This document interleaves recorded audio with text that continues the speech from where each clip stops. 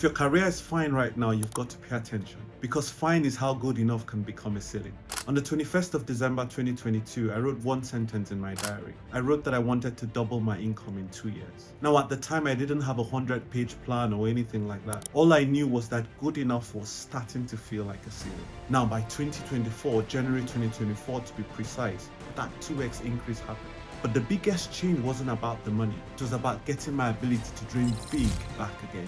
You see, there's a massive difference between being on a predictable path and a calling-led one, and it comes down to 5 decisions.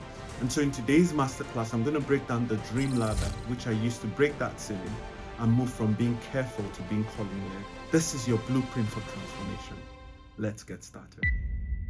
Welcome, Happy New Year. I was just saying I was starting the recording. Hopefully you saw that. So welcome everyone. My name is Jonathan Edet. And as some of you know me, Faceless coach. So this is great opportunity. The Faceless coach now has a face. For those of you who wondered what I look like. So thumbs up if you can hear me okay. You can see some thumbs up. Great. Excellent. Okay, so we're going to start. We're recording this session. For those of you who can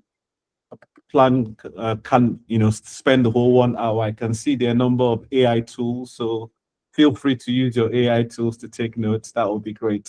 Why am I doing this? Because sometime in 2025, which has just passed, a lot of us didn't fail. We basically got careful, and being careful is one of the huge things that has kept many of us from achieving our dreams and achieving our goals and achieving the things that are full potential, essentially.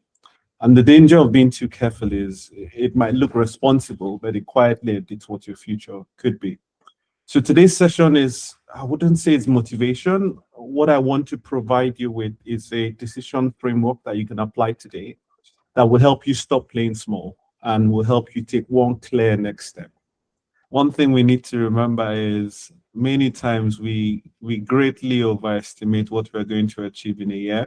We underestimate what we can achieve in 5 to 10 years. So just keep that in mind as we go along. So today I'm going to tell a little bit of a backstory. I don't know how many of you saw my post today. The one about 21st of December 2022, if you saw that. And basically that story was a point where I wrote in my journal. I actually have a journal entry where I said I wanted to double my income. I think first of all, what's crucial is understanding the backstory. How do you get to the point where you can actually let yourself imagine that you can double your income? So I'll be sharing the backstory, a couple of audacious moves that came before that journal entry, so that you can see how dreaming returns, and not as a mood, but as a sequence of actions. You have to go back to a couple of years before. So I was in Aberdeen.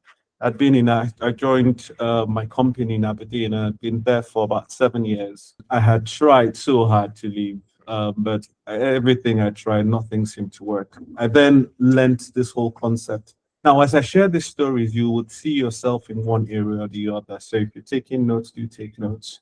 One of the things that I got to learn was the concept of self-advocacy, because that was not something that I knew anything about prior to this point.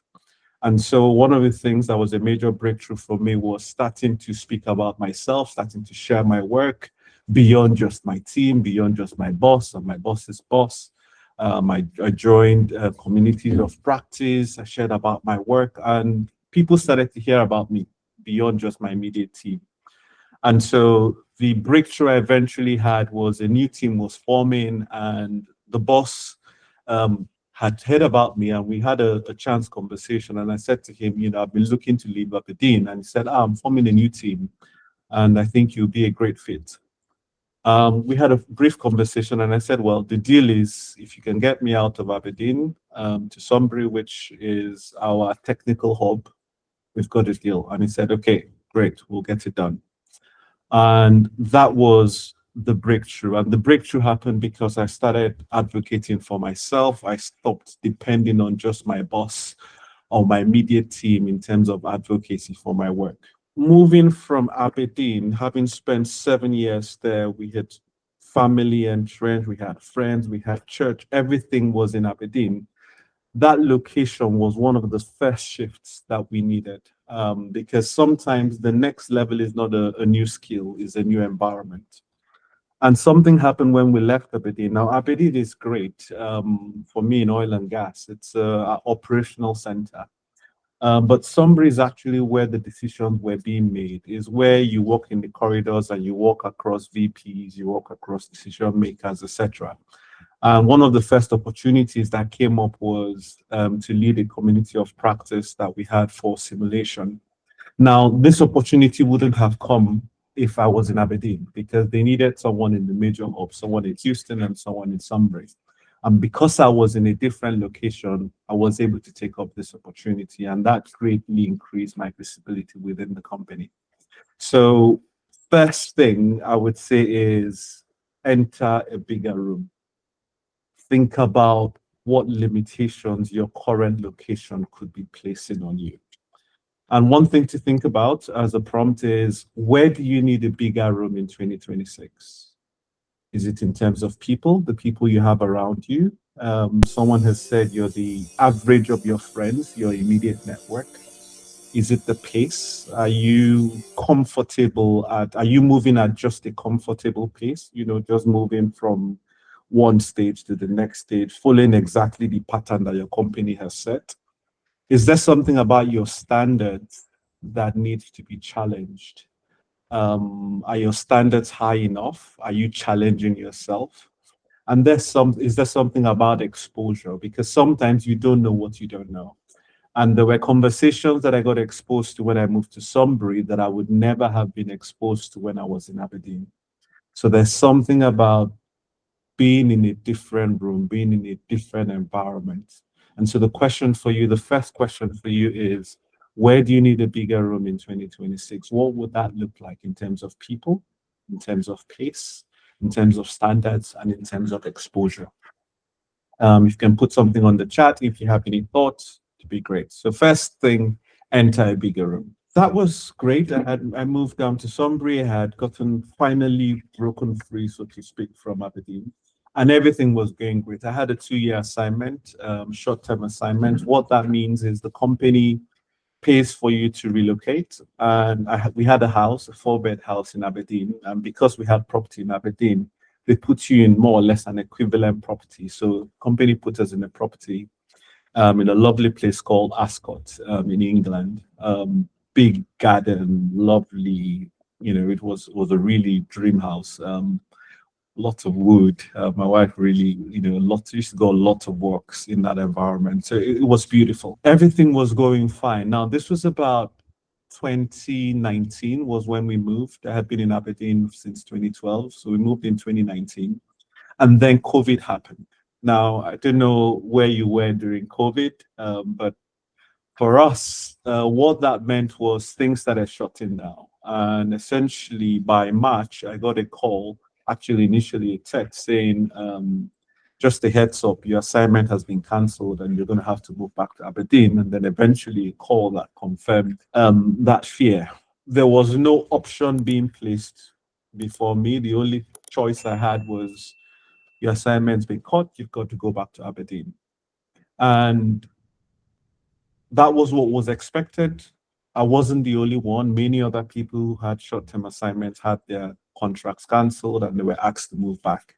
But at the time, having worked so hard to get to this point, and then having actually seen how much progress I had made in just a short time and the opportunities that had opened up, one thing was clear. Sunbury was where I needed to be. I needed to be closer. Speaking with my wife as well, because my wife had also started a program, D.R.E.A.M program, which was something she'd been passionate about for a while. My son was just getting settled in nursery. So family-wise, we were very, very settled. And it wasn't something that, I was looking forward to. So I essentially decided not to return. So what the company said, well, you have 2 months, I think, was it a month or 2 months? I can't remember now, to essentially move out of the company property. I said, no problem. Everyone was working from home. So what I did was we found a place to stay. The first crucial thing was saying no.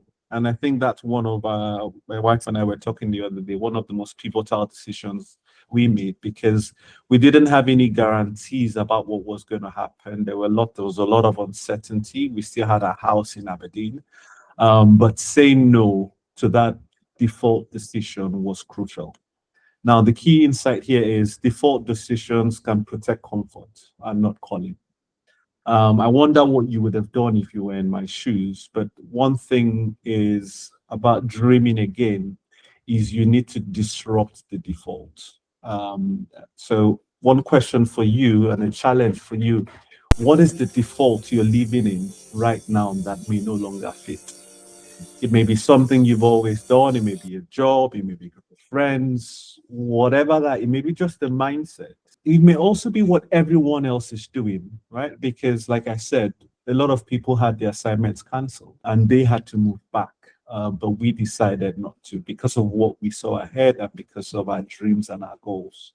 So, what's the default you're living in right now that may no longer fit? Decided not to move back to Aberdeen, back to our four-bed house, in Aberdeen. We had to rent a place. Now, I don't know how well for those of you in the UK, prices in England are different from prices, the London's, Sunbury axes are very different from prices in Aberdeen. And so we couldn't afford the equivalent of what we were living in. So we decided to downgrade. So we moved from a four-bed house with a big garden, lots of space in a green area, Ascot, really high, Virginia Water, I think was, really high quality place, essentially, to a two-bed flat. That was a tough decision. I had to answer a lot of questions from my son, and we had to try and present it as this was us making a choice to shrink what looked like getting smaller, but it enabled us remain free, because what going back to the four-bed house we had in Aberdeen would have kept us hooked onto the status quo. Sometimes you may have to reduce your lifestyle to regain freedom. One of the things we have in companies like mine is what they call golden handcuffs, which is something that looks good, but is just good enough to keep you from making a decision, from making a move, from taking something, a step that could change your life. The insight there is you need to reduce to regain freedom. That's R. You need to reduce to regain freedom. Now, through all these things, these stories I'll be sharing, there's a framework, a dream framework, which I'll be talking through, which I'll share at the end. So one question for you is, what could you simplify in 2026 that would buy you back options in terms of time, in terms of expenses, in terms of commitments? Because you only have a certain amount of time, you only have a certain amount of resource, and you can only commit yourself to certain things. So what are the things you could simplify this year that would buy you back options? It may mean reducing from where you are to be able to move forward, but it's something for you to think about. Now, that was good enough, and we could afford it. Renting. We had a tenant in our house back in Aberdeen, and so everything was going well. We had someone paying for a house in Aberdeen, and now we moved into this two-bed flat. Now, things couldn't get worse enough. Not too long after I think we just signed the contract for the two-bed flat, we got a call from Aberdeen saying our tenant had decided they wanted to move out. Now, during COVID, you actually couldn't, there was no notice period, so they could literally leave almost immediately. So we had 30 days. And after 30 days, we were faced with two sets of bills, paying for new rent in London and paying for mortgage in Aberdeen. Now, this was tough, to just put it mildly. It was really, really challenging. And for me as a man, this was my first house, right? And it was a huge thing as to it's an investment in the UK is one of those things that you look forward to. And so we tried for a couple of months to keep it going. But at some point, after some really difficult conversations with my wife, we just decided, you know what, the question we asked ourselves, do we see any scenario in which we're going to go back to Aberdeen? And the answer was no. And so the question was, okay, if we then think of this as an investment, is this something that we would go back to in any shape or form? And then again, the answer was no. So we weren't going to relocate there. We weren't seeing this as an investment. And so we decided that we're going to sell the house. And we sold the house at a loss. What this did was removing what was, if you like, an easy way back. So this was us saying, you know what? Now we are in this whole London game, forward ever, backward never. And the thing is, when retreat stays available, fear, once you keep those options at your back pocket, fear can keep you hinged because you kind of know, okay, if this fails, then I have something to go back to. And the key thing here is you may need to reduce your options in terms of backdoors, in terms of cutting your losses, in terms of removing. Now, I'm not telling you to sell your house, but one question to ask yourself is, what backdoor is it that you quietly have that is keeping you small, that is restricting you from your full potential? Think about it. Think about the patterns in your life. Think about the things that you've always fallen back to that could be keeping you from reaching your full potential. Now, we sold that house. That was us free. And then everything seemed to be going fine. And not long after, again, there was yet another uproar. The company decided that they were going to do a reorg. And when they were doing this reorganization, every role was at risk. So you literally had to apply for your current role. Now, if you've ever been in a reorganization in any company, one of the things you would find is the easiest role for you to get is your current role. And so everyone was more or less trying to fight and secure their current roles. Now, I was doing quite well. So the current role was more or less, the default option. Now, to give you a little bit of backstory, in my time in Aberdeen, one of the things I had done was trying to get commercial opportunities. I had done an MBA and I had been pushing for commercial roles. But each time I push for a commercial role, they'll tell me, just do a little bit, spend a little bit more time doing technical stuff, get an anchor, was what I was told. And I said, okay, what I was going to do was do this role, which I had just gotten in Sunbury for 2 years, and then get moved for a commercial opportunity. Now, what I decided was at this point where the company was doing a reorg, I said to my boss, I'm not going to apply for my current role. And he looked at me as though I was crazy. I said to him, I had already decided that I wanted to push for a commercial role. The fact is, if I apply for my current role, the way these things work out, I need to stay in that role for at least the next 2 to 3 years. I've already spent 1 year doing that. That's more or less 3-4 years of my career gone before I then even start thinking of another opportunity to apply for a commercial role. So what I'm going to do is push for a commercial role, and those are the only options I want. I don't want any safe option. He looked at me as though I was crazy, but I started doing the work. So I spoke with, I think, 15, 16 people, one, just trying to map out what the opportunities were, what the options were. And long story short, I landed a role in our trading organization, again, in a new team that was being formed. And that role, that decision not to go for the default option, again, transformed my career path completely. Now, this was a decision I had to actively make. I didn't depend on the company or its route or its normal patterns. I had to basically negotiate for what I wanted, for what was aligned with the career path that I saw for myself. So the key insight here is dreaming again often looks like negotiating for alignment, not waiting to be chosen. Because all the people I spoke to, all the people I networked with, none of them had known about me before. So I had to introduce myself. I had to tell them what I had done. I had to tell them the skills I had. I had to make a case, a business case, essentially, for why you should hire me.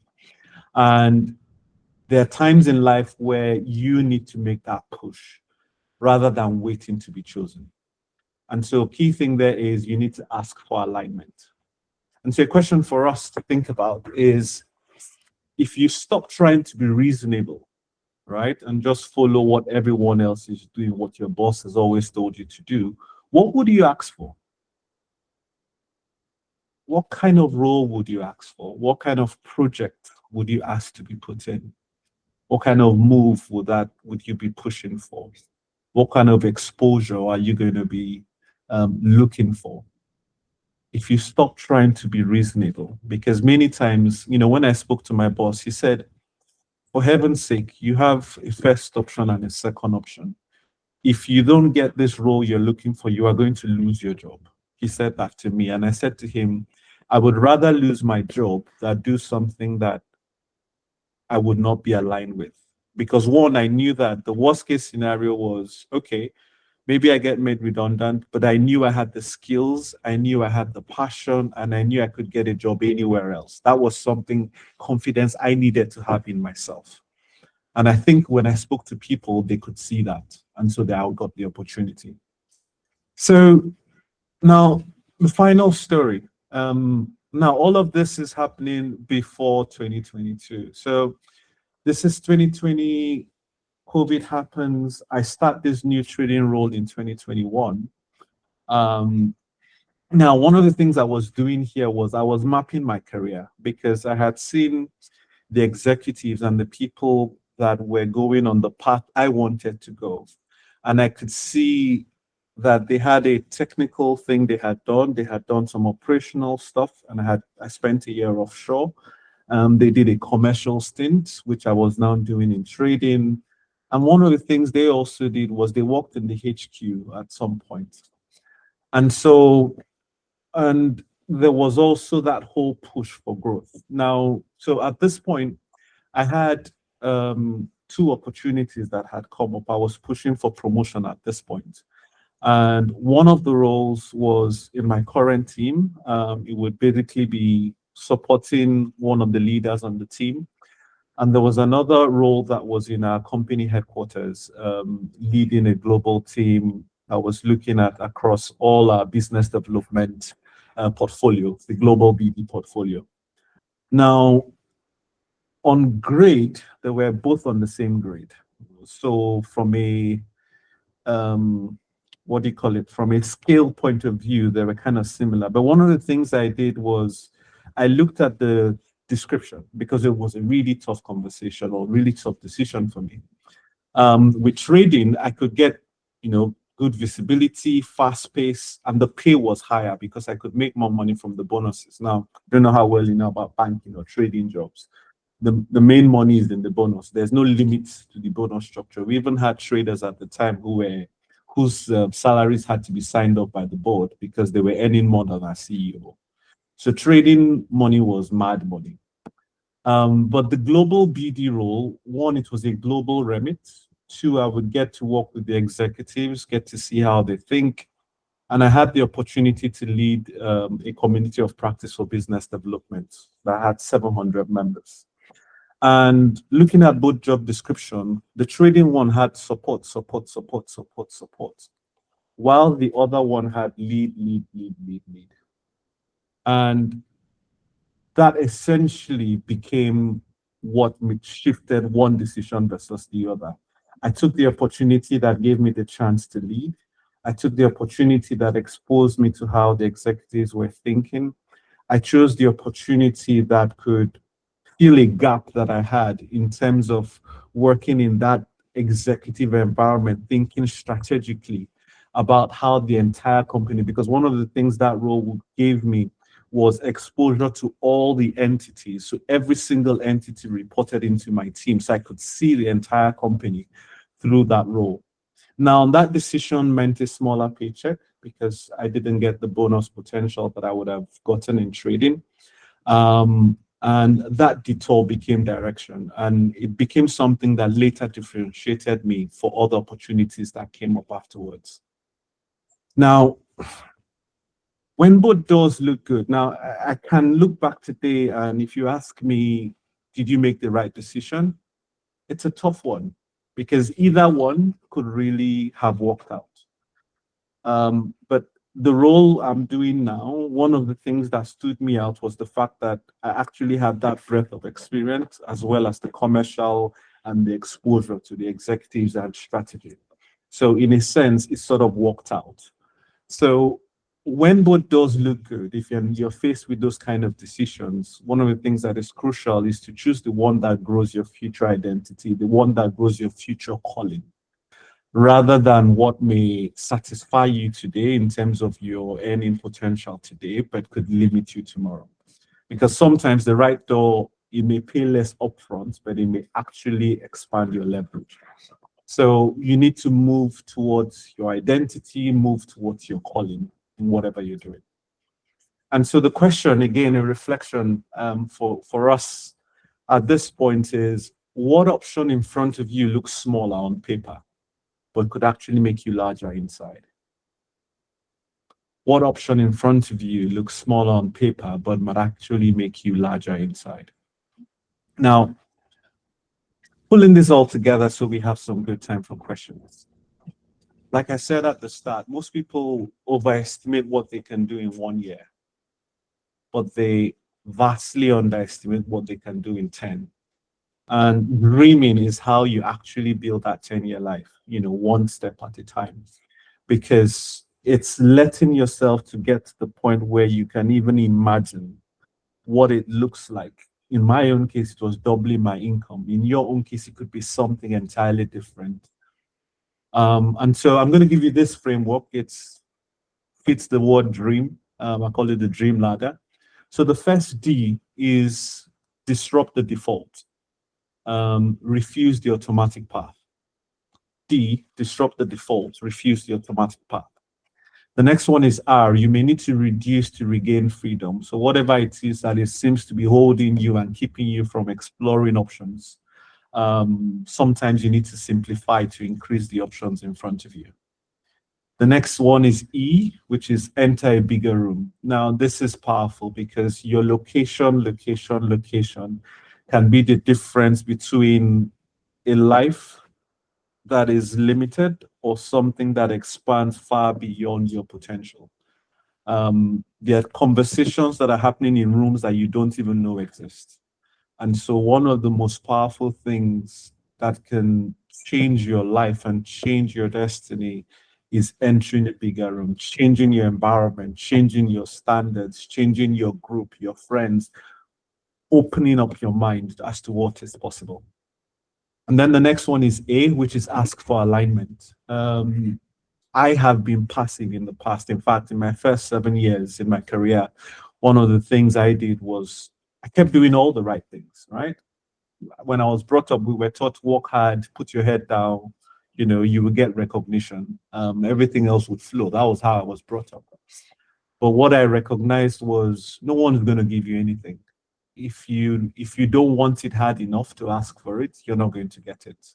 And people would be happy as long as you're comfortable, as long as you're not disrupting everything. That's fine. So you need to push for what you want. No one's going to give that to you, and ask for alignment. Negotiate, don't wait. And when you're negotiating, don't ask based on where you are today. Ask based on where you see yourself. And challenge yourself. How much value do you actually place on yourself? How much value do you place on your work? And ask for that. And then the final thing, M, is move towards your calling. Now, one of the challenges I've had in the past is I've been afraid to dream. I've limited my dream based on my circumstances. I'm a logical person. And so if I cannot logically work out how I'm going to get from A to Z, I refuse to even think about it. To give you an example, a funny one. My wife is someone that she loves to dream, right? She's not afraid to dream. And she loves looking at houses as well for interior decor and stuff like that. And so every now and again, she would, there's a website in the UK called Rightmove, and she would pick up one house. And one of those times, she picked up this house. The value of the house was £5.5 million. And she said, let's look at the house. And I was wondering, why am I looking at this house? Why will I be punishing myself to look at something that I cannot afford and I cannot see how I will afford it? And she said, to inspire you, to open your mind up as to what's possible. It was a huge struggle for me to even let myself explore, even see, because I couldn't work out exactly how I would go from A to Z. And it's been a journey. But one of the things that has transformed my thinking is letting myself be free to dream. When I write down my goals for 2026, my goals for the next 5 years, how much I want to earn, I stopped moving, actually writing, because I had seen 50% increase as at 2022. I could think, actually, why not 2x? Why not? I didn't bother myself with how it was going to happen. That was not the issue. The issue is not how are you going to achieve it. No. The issue is what exactly is that dream and how is it aligned with where you want to get to without any limits. Free yourself to do that. Is it moving you towards your calling? Yes. Go for it. And that's what I have been doing. That is how I have been pushing myself. And these days, I'm not thinking about 2x, 3x, I'm thinking 10x. What do I, how, it's not so much how can I get to 10x, is I desire 10x. So when I write, when I think, when I dream from a 10x point of view. And I think in 5 years' time, I desire to be 10x what I'm doing today. And I'm working myself towards that. I'm pushing myself in that direction. And that's what I want for you. That is what I want, how I want you to start thinking. Move towards your calling. Don't limit yourself based on where you are. Don't dream based on your current reality. Dream based on your potential, based on what God has put inside you. So, D.R.E.A.M, disrupt the default, reduce to regain freedom, enter a bigger room, ask for alignment, move towards your identity, choose what grows the future you. And so I've got a small assignment just before we move into questions. And this is for you to write down in your journal, in your note, again, aligned around the D.R.E.A.M decision. So what will be your next move for the next 7 days? So on D, what default am I tolerating? That's a reflection for you. The second one, R, what can I reduce to regain freedom? E, what bigger room do I need to enter? A, what aligned ask am I avoiding? And M, what choice grows my future calling? So yeah, my question, I think, it's related to the post that you posted on LinkedIn, where after writing your goal about the 2x, you contacted an executive that you were spending like 25% of your income on a monthly basis. So I just wanted to hear from you whether that was actually a worthwhile investment, if you would recommend that to other people, and maybe what was the one thing that really stood out from your time with this person. Thank you, Joseph. So the person I contacted, his name is Ravi Dua. He's an executive coach. So he coaches execs of, he's mentored about over 400 business people. He's built multi-dollar, million-dollar businesses. I think he sold one of his first businesses for a couple of million back when he was 40. So he's been doing this for a very long time. Yeah, 40 million. My wife reminds me, for 40 million, he sold his one of his businesses before he turned 40 for 40 million. So in terms of the experience, in terms of, and he's a great coach. So would I recommend a coach? Absolutely. Because the thinking that you need for your next level, you need people who've been there, done that, got a t-shirt. And you also need to invest. Now, it doesn't need to be as much as I did, so you can pick and choose what you need.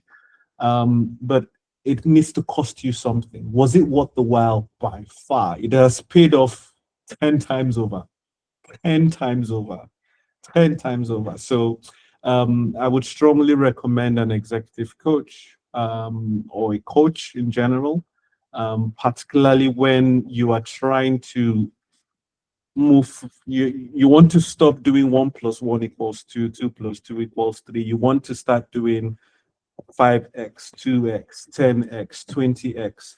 Those kind of step changes require a whole reconfiguring of your thinking. And that is one thing that coaches are really powerful, because not only would they share their own stories, they connect you to their network, and they give you examples and challenge your thinking in more ways than one. Hi, Jonathan. This is Sahid, your mate at LGU. If you still remember my face. Hi, Sahid. Good to hear you, man. Sorry, I just missed the fourth one when you were mentioning the task to take away about the ask. Okay. Yeah, I missed that one. Okay. The one about the ask. Hold on. Yeah. Ask for alignments. That one. Yes. Okay. What aligned ask are you avoiding? Is that what you mean? Okay. Thank you very much. Yes, one. Yes, that's the one. Yeah. Thanks a lot. So A is ask for alignment. Yeah. All right. So I just typed down question because I wanted to be as real as possible. So I'm someone that is in his early career level in petroleum engineering, although I have passion in production technology. Yeah, but it seems as though my potentials can be a little bit overwhelming. Yeah, it seems like I have that voice calling me for something more and something greater, and at different levels. I think I have actually been able to pitch myself with to people that are higher than my current workplace. So I'm asking now, since I'm early in my career, at what point do I need to know that I should transition to a bigger room, or should I just keep on learning now or keep on building? That's just the situation. I hope my question is clear enough. Absolutely, your question is clear. It's crystal clear. Where are you based, Chris? Okay, I'm based in Nigeria at the moment. You're based in Nigeria. Okay. So I'll tell you a short story. I was in Nigeria in university, and I wanted to move abroad. That was my heart desire, right? To move abroad. And so what I did was, this was in uni. I didn't have the funding. I didn't know how it was going to happen, but I wrote I think it was a 5-year plan at the time. No, a 4-year plan. So first year, I would do my national service. Second year, I would get a scholarship, go abroad. Then I'll work for 2 years, and then I'll come back and get married to my childhood sweetheart at the time, who I'm now joyfully married to. Now, those were goals that at the time I was writing, there was no way I could logically move from point A to point 4 at year 4. But I took that step of actually writing down a clear vision of what I wanted. Now, all those steps did not happen in the exact sequence in which I desired them, right? So I had delays with service. So my service was delayed for a while. I got a scholarship.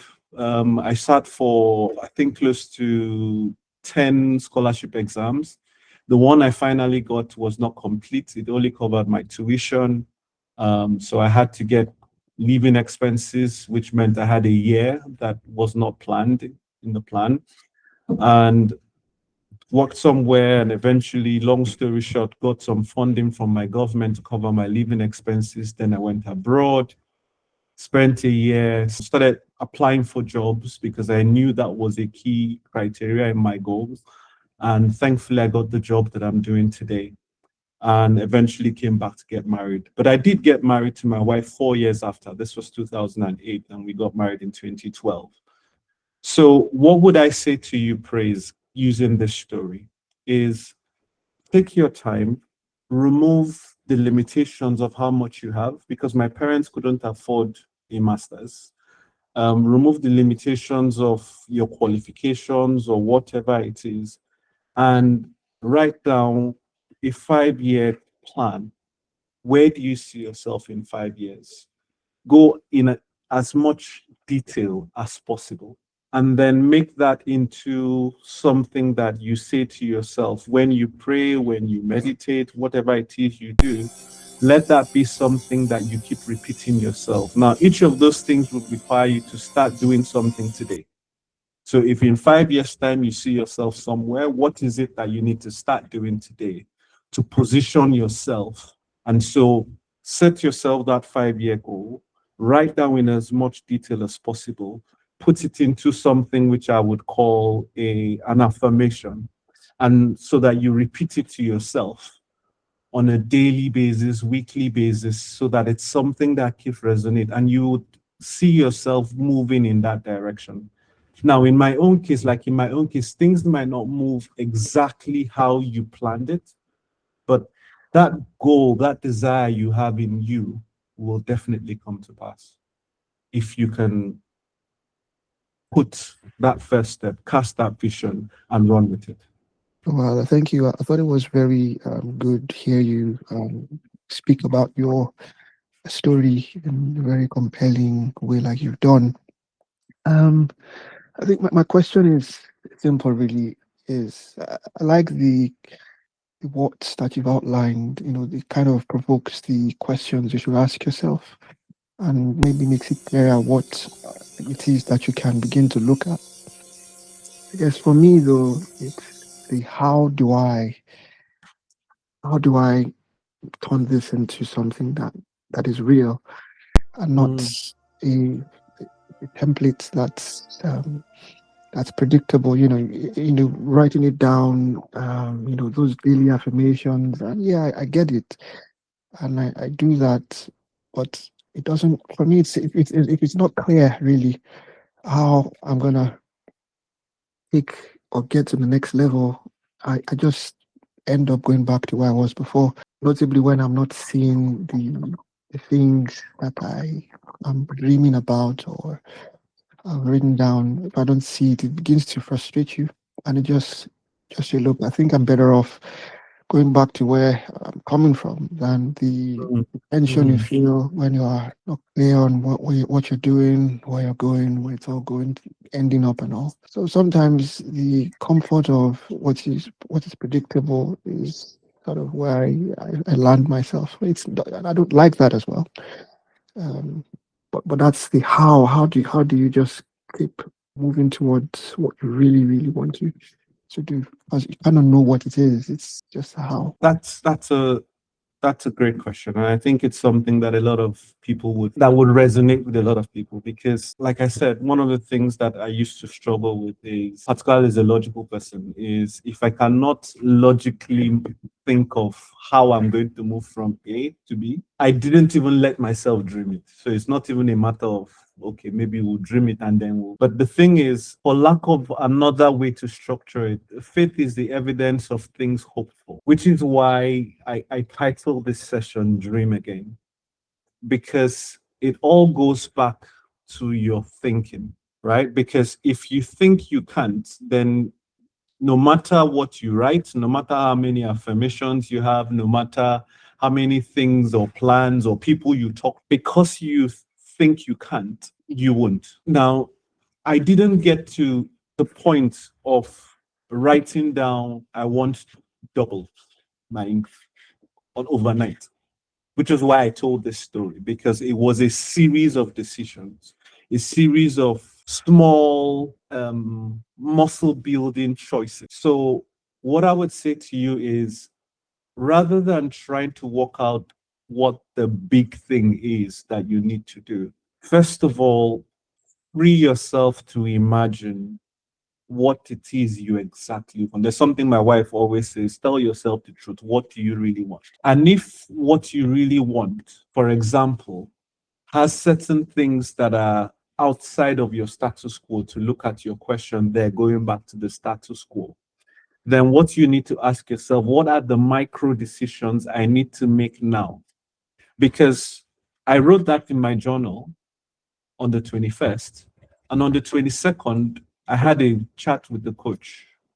And I said to him, I need to start. We'd been having group sessions together for a couple of months. And I said to him, I need to work with you one-on-one, and I need to learn from you. And so one of the things that you might need is someone in your life that knows you and can challenge you and that can tell you the truth and that can help you identify those blind spots, those things that are keeping you always returning, because it's a pattern. Someone to help you identify those patterns and pull you towards what you want to achieve.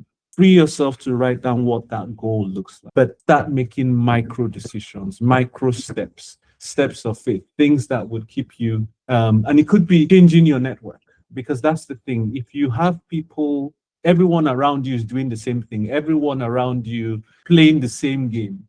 Maybe part of that change is exploring a different group, exploring different networks, different connections. So those will be some practical things. Is Hi, Jonathan. hi, happy new year.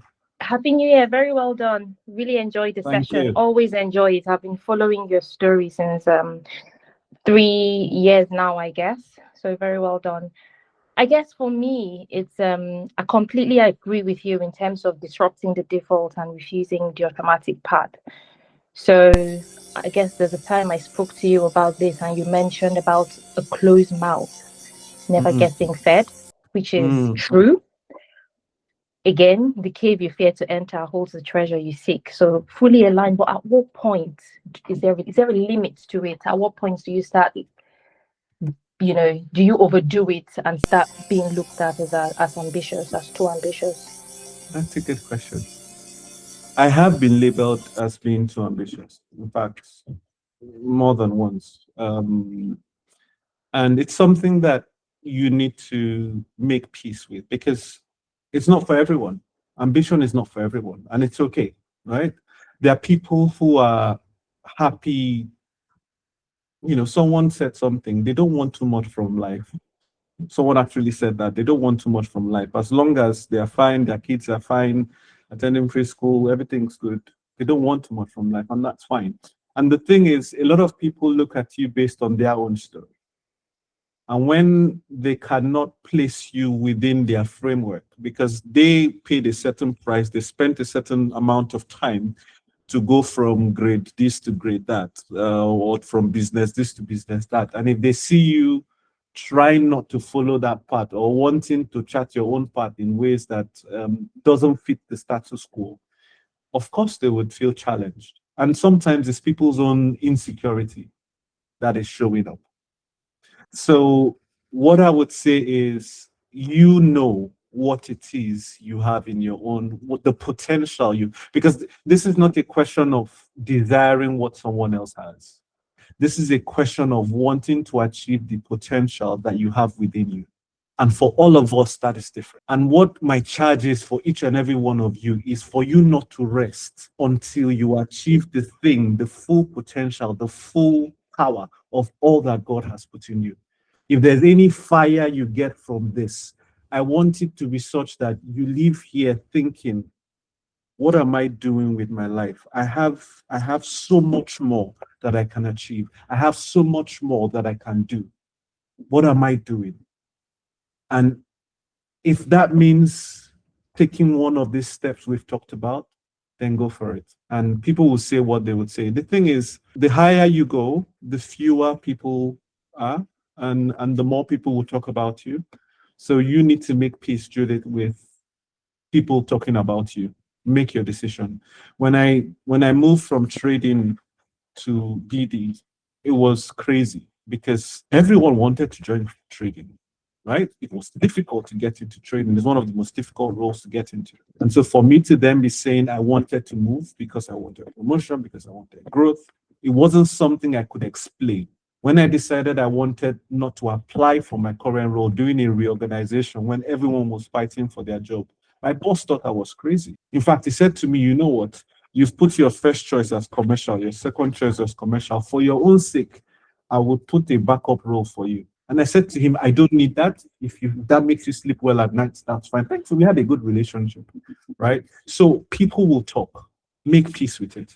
That's great, Jonathan. Thank you very much. I guess the last question from me would be in terms of the communication and confidence piece. Was that something you've always had, or did Ravi also help with that?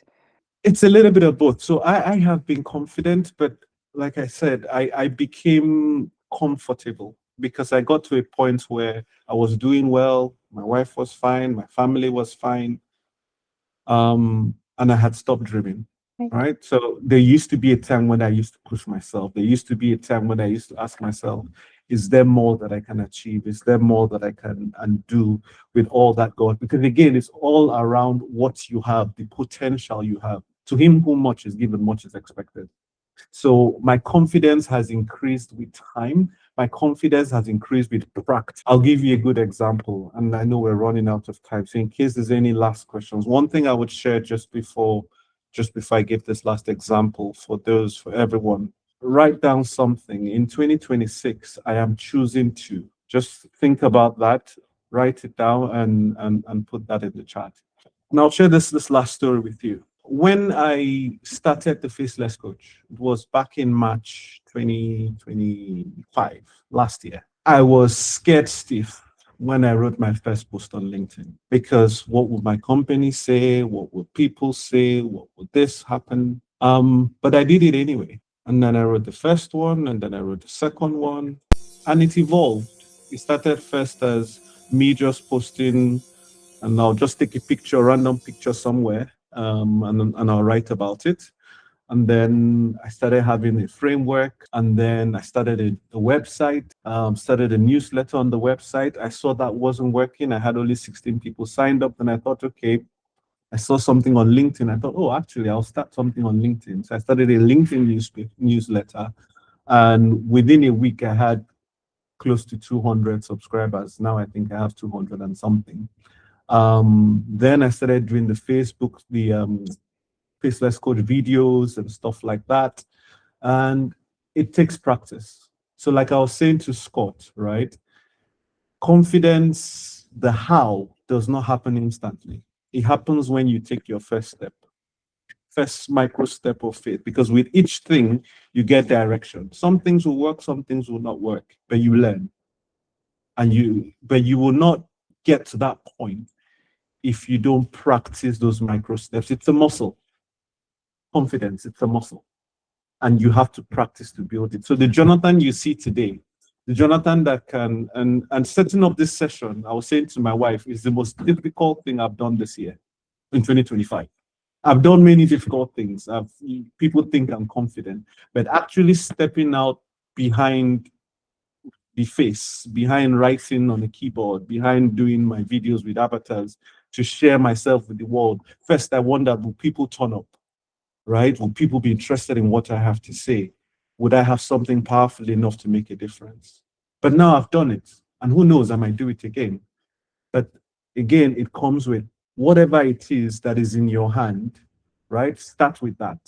It's not too far-fetched. Start with what you have in your hand and actually make it and use it. All right, my wife is giving me the signs. Thank you so much. So let me leave you with this. You don't need a perfect plan. You need one brave aligned step. So just to remind you, in the next 7 days, take one of the dream steps, disrupt the default, reduce to regain freedom, enter a bigger room, ask for alignment, and move towards your calling. Your direction will shift, not just because of this call, but because by taking these micro steps, you will start a new pattern, you will start a new sequence of things that will happen. And if you want to stay connected, I've got my newsletter in the chat, got the Faceless Coach, YouTube, subscribe. And if you're a Facebook person, I'm also on Facebook. Look forward to hearing you. And in 2026, I'm choosing to dream again. Love it. In 2026, I'm choosing to manage my time better. In 2026, I'm choosing to be daring. Thank you, everyone. I'm waiting for the last few ones. In 2026, I'm choosing to intentionally involve. Just make sure you write something. In 2026, I choose to.